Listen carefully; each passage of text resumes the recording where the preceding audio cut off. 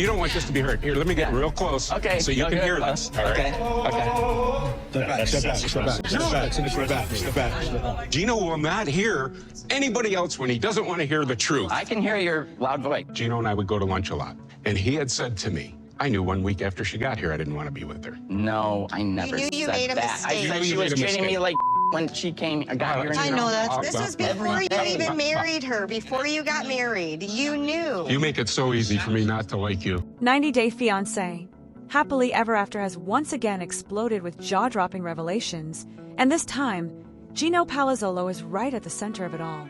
The truth he's been hiding for years has finally come to light, and fans are seeing a side of him they never expected. During the tell-all, Gino's own cousin, Dana, stepped forward and exposed the shocking reality behind his marriage to Jasmine Pineda. What he revealed left the entire cast and the audience stunned. It all went down when Dana and Michelle made their dramatic entrance onto the reunion stage. At first, they seemed calm and collected, but things took a sharp turn when the conversation shifted to Gino's true feelings about Jasmine. According to Dana, Gino confessed something years ago that completely changed how he saw his cousin. He recalled, I knew 1 week after she got here, I don't want to be with her. That statement sent shockwaves through the room.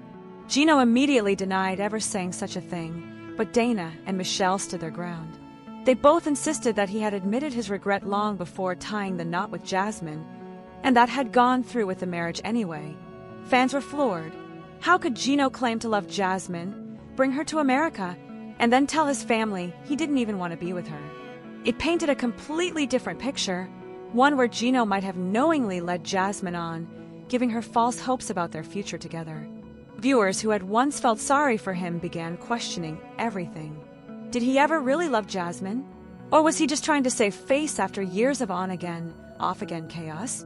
The tension between the two was already sky-high when the tell-all began. Gino seemed ready for battle, determined to expose Jasmine and prove she was the real villain in their story. From the very first day at the resort, he was stirring up drama, confronting her for talking badly about him to the rest of the cast. Jasmine, however, refused to stay silent. She fired back with her signature sass and biting humor, calling him out for his hypocrisy and arrogance. But things took an ugly turn when Gino crossed the line, referring to her as a freebie while talking to Matt. That single word left everyone in shock. Jasmine's face said it all. She couldn't believe that someone she once loved could reduce her to such an insult. Only my ex would say something like that. She snapped, clearly disgusted and heartbroken. The other cast members were stunned by how low Gino was willing to go. As the argument grew more intense, the atmosphere became charged with tension. Host Sean Robinson tried to keep the peace, but when Dana stood up to get closer to the stage, trying to help Gino hear better during the heated exchange, things almost got physical. Security had to step in to calm everyone down. It was chaos, pure and simple, and fans couldn't look away. Once the situation settled, Dana dropped the biggest bombshell yet. He explained that back when Jasmine first arrived in America, he and Gino would meet for lunch often. During one of those lunches, Gino allegedly told him he already knew the relationship wasn't going to work, just a week after Jasmine got there. Michelle backed up Donna's story, adding that Gino had openly said he felt had made a mistake before the wedding even happened. According to her, it wasn't just a passing comment. He genuinely regretted the relationship but still chose to go through with it. That revelation left the audience speechless. If what Dana and Michelle said was true, it meant Gino intentionally married Jasmine despite having doubts from the start. Fans online were quick to react, slamming him for being selfish and manipulative. Many believe he trapped Jasmine in a relationship he already knew was doomed, all while pretending to be the victim on national television. Others, however, argue that both sides are to blame. Jasmine hasn't exactly been innocent throughout their journey. Her fiery temper, jealousy, and explosive outbursts have often pushed Gino to his limits. Still, her supporters say she's always been open about her feelings, while Gino hides behind excuses and half-truths. At the tell-all, the emotional imbalance between them was clearer than ever. Gino showed little empathy for Jasmine's pain, while she struggled to hold back her tears. Viewers are now divided. Some say Gino is the ultimate manipulator, a man who couldn't commit but also couldn't let go. Others believe Jasmine's constant volatility made it impossible for him to be honest or vulnerable. Whatever the case, their toxic dynamic has reached its breaking point. As fans watched Dana and Michelle expose Gino's alleged confession, one thing became crystal clear: the truth between Gino and Jasmine may never be black and white. The tell-all didn't just reveal cracks in their marriage, it shattered the entire foundation. Gino insists he's being misunderstood, while Jasmine believes he's been gaslighting her from day one. The tension between them is so thick, even the hosts struggle to keep control. By the end of the reunion, it was obvious that this couple's story might finally be over. Gino's reputation took a major hit, and Jasmine's trust in him is completely gone. What started as a love story built on hope and cultural compromise has now turned into a bitter war of words and exposed secrets. Fans are left wondering whether Gino's confession will finally make Jasmine walk away for good, or if these two will somehow continue their cycle of chaos. One thing's certain: after this tell-all, Gino Palazzolo can no longer hide behind excuses. His own cousin's words have exposed him, and now the world knows the truth. Whether he's the villain or the victim is up to the fans to decide, but either way, the damage is done.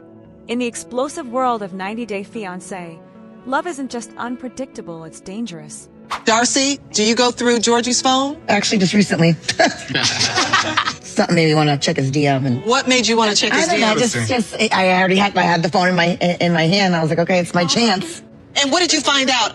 Some girl messaged him about the spa, I guess. Like, hey, is the steam room open? Do you go through Darcy's phone, Georgie? No, but he lurches over when he thinks I'm doing something. Interesting. Who's that? Who just called you? Excuse. Okay. 90 Day Fiance. Happily Ever After just dropped another bombshell, and this time, it's Darcey Silva and her husband, Georgi Rusev, who are airing out their deepest secrets. The drama queen of the franchise, Darcy, has never been shy about love, heartbreak, or tears, but this time, she's opening up about something far more personal: her trust issues. The first part of the tell-all premiere exposed the dark cracks in Darcy and Georgie's marriage, and fans were left stunned by how far things have fallen between the two. Darcey Silva, known for her fiery personality and emotional vulnerability, admitted that she still doesn't fully trust her husband. In fact, she confessed that she's been spying on him, literally checking his phone to make sure he isn't hiding anything. "I just want to check his DMs," she said with a laugh. "I already had the phone in my hand, so I was like, okay, it's my chance." Her confession shocked the cast and sent the audience into a frenzy. It was one of those classic Darcy moments that made everyone cringe and laugh at the same time. But underneath the humor, fans could tell she was serious. Throughout the season, Darcy and Georgie have struggled to keep their marriage on track. Their communication issues have grown worse with time, and both admit that rebuilding trust has been harder than they expected. Georgie has tried multiple times to express his feelings and work through their problems, but Darcy can't seem to let go of the fear that he might betray her. And now, viewers are wondering if the relationship has reached the point of no return. Things took a darker turn when the topic of children came up. When Georgie first married Darcy, he was adamant that he didn't want kids. But after his recent trip to Bulgaria, something changed. Seeing his family again apparently sparked a desire to have a child, a topic that has now become a major source of conflict between them. Georgie confessed how the pressure from his sister made him rethink his decision. But instead of bringing them closer, it drove an even deeper wedge between them. Darcy felt blindsided.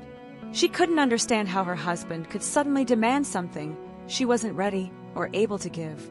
Standing her ground, she told him, "You'll find something else, and you will not be a part of that." Her voice trembled with emotion, but her words were clear. She was done being pushed into something she didn't want. To her, George's sudden change of heart wasn't just confusing, it was a betrayal. As tensions rose, Darcy began questioning everything about their relationship. She accused Georgie of wasting her time, and even hinted that he might have ulterior motives for marrying her. He planned everything for the green card, she claimed. Whether that's true or not, her words struck a nerve with fans, who have long debated whether George's intentions were ever genuine. The tell-all turned the spotlight on their crumbling marriage, forcing them to confront their problems in front of everyone. But the most shocking moment came when host Sean Robinson brought up the issue of privacy, specifically, partners checking each other's phones. It started when Andrei admitted to reading his wife Libby's texts with Loren, claiming he had every right because he paid for the account. That revelation instantly sent the entire cast into chaos. So Sean decided to ask, had any of the other couples done the same? Without hesitation, Darcey raised her hand and proudly admitted she had. The entire room erupted in laughter, but the truth behind her confession revealed the level of insecurity she still carries in her marriage. She said she only wanted to check who was messaging Georgie, claiming that girls keep sliding into his DMs, asking flirty questions about his spa business. She even mimicked one of the messages, saying, they're like, "Hey, is the steam room open?" Her imitation had everyone cracking up, except Georgie. When it was his turn to speak, Georgie tried to defend himself, but ended up admitting that he also checks Darcey's phone sometimes. "I'm just curious," he said casually, but that only added fuel to the fire. It seems both of them are trapped in a loop of mutual suspicion, unable to trust, but too afraid to let go. The rest of the cast chimed in, revealing their own secrets about phone snooping. Yara admitted she's checked Jovi's phone too, but said it was boring because there's nothing in there. Her playful remark brought a bit of humor to an otherwise tense conversation. Meanwhile, Kara denied ever checking Guillermo's phone, but Guillermo quickly called her out, insisting they had both done it before. It was a rare, honest moment that showed how even the most confident couples struggle with boundaries and trust. For Darcy and Georgie, though, the issue runs much deeper. Their marriage seems stuck in a constant cycle of suspicion, arguments, and emotional distance. Darcy wants to believe in love again, but her insecurities and past heartbreaks keep resurfacing. Georgie, on the other hand, feels frustrated and misunderstood, claiming that no matter what he does, it's never enough. Their conflicting needs, her craving for reassurance and his need for space, are tearing them apart. Fans watching the tell-all couldn't help but feel a mix of empathy and frustration. Some sympathize with Darcy, understanding how her past relationships have shaped her fears. Others believe she's self-sabotaging, turning every small issue into a crisis. As for Georgie, many viewers think he's emotionally checked out, just going through the motions while waiting for the inevitable end. By the end of the episode, one thing was clear: Darcey Silva and Georgie Rousseff's marriage is hanging by a thread. The trust is broken, the communication is gone, and neither seems ready to truly fix it. What began as a whirlwind romance has now become a battle of suspicion and control. Whether they stay together or finally walk away, fans can't look away from the emotional wreckage that defines their story. In the dramatic world of 90 Day Fiance, happily ever after, love is never easy, and for Darcy and Georgie, the line between passion and pain has never been thinner. The question now is, can they rebuild what's left, or is this the final curtain for one of the franchise's most talked about couples? 90 Day Fiancé, Happily Ever After Season 9 has taken a shocking turn, and fans can't stop talking about it. The once unbreakable friendship between Loren and Elizabeth, better known as Libby, has completely fallen apart. What began as a small disagreement has turned into one of the most explosive feuds in the show's history, full of accusations, betrayal, and broken trust. The drama started during Loren's housewarming party, which quickly became the spark that ignited the fire.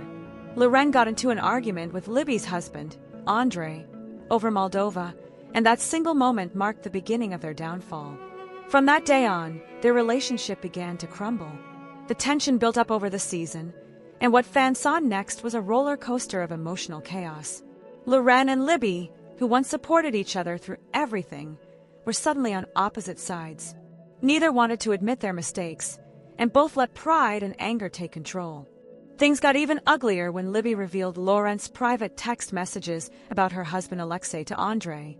The messages included remarks that were seen as body shaming, and when Loren found out her closest friend had shared something so personal, she was crushed. Loren felt blindsided and betrayed by someone she had trusted completely. "I never thought Shed do that to me," Loren admitted. "She was like family, and then she stabbed me in the back." Fans were stunned because these two had always been inseparable, defending each other through every bit of chaos. But that loyalty was shattered in an instant. Yara then got pulled into the mix, and fans initially blamed her for adding fuel to the fire.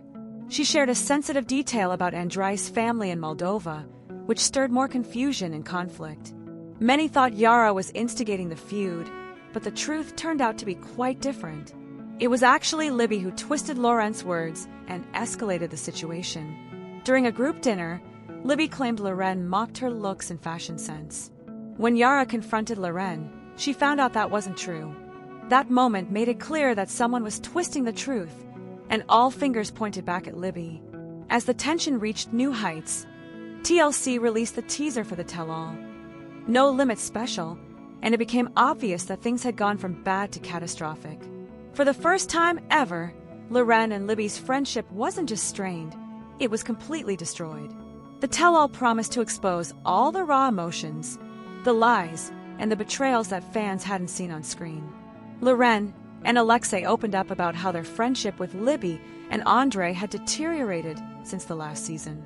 Loren confessed that the fallout left her hurt and confused, needing time to process what had really happened.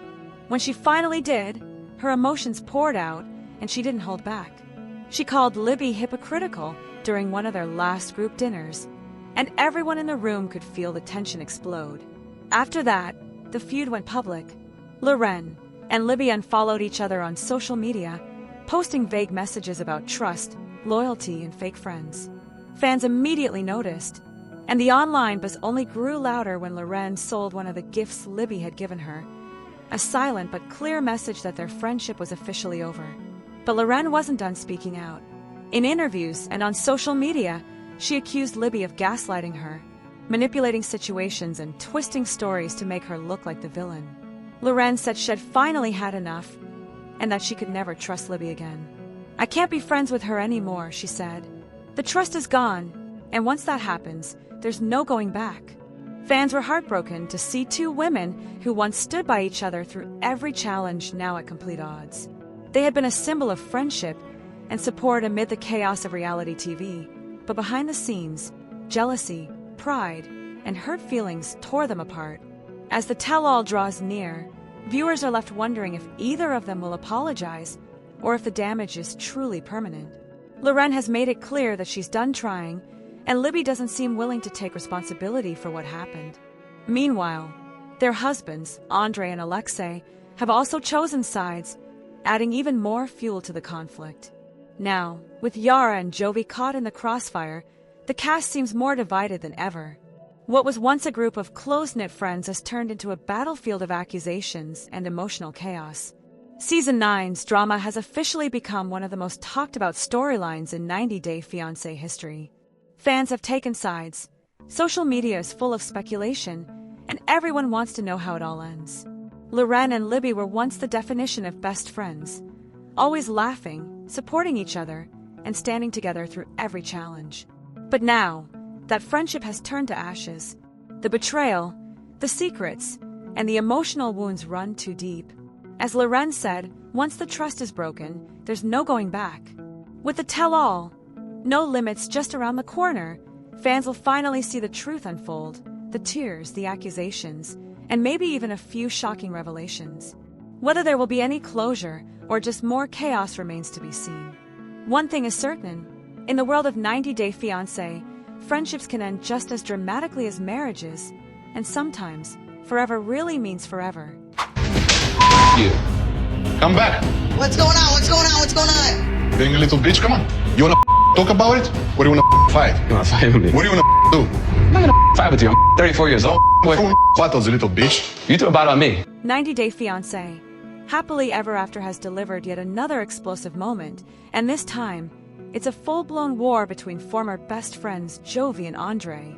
What started as a heated argument quickly escalated into flying cups, bottles, and absolute chaos, turning the tell-all stage into something that looked more like a boxing ring than a reality TV reunion. Fans couldn't believe their eyes as the drama reached a level rarely seen in the franchise.